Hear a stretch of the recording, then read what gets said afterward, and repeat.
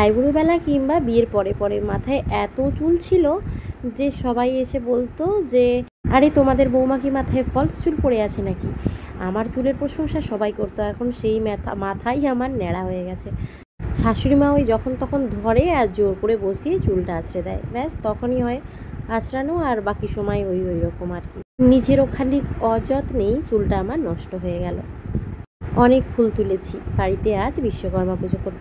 অনেকগুলো গাড়িও আছে, সঙ্গে মেশিন, ছোট্ট সোনায়ের ছোট্ট সাইকেল, আরও নানান কিছু। বাপি গিয়েছে পুজো করতে, সকালে বাপি একটু পুজো করে দিয়ে গেছে, বাকি আমি আর সোনাই স্নান করে পুজো করলাম সুন্দর করে। আমাদের ছোট্ট গোপু সোনাটাকেও সুন্দর করে আজ সাজিয়ে দিয়েছি। খুব শিগগিরই আমরা একটা সুন্দর পুজোর জায়গা তৈরি করার ব্যবস্থা করছি। এই জায়গাটায় পুজো করতে ভারী অসুবিধা হয়।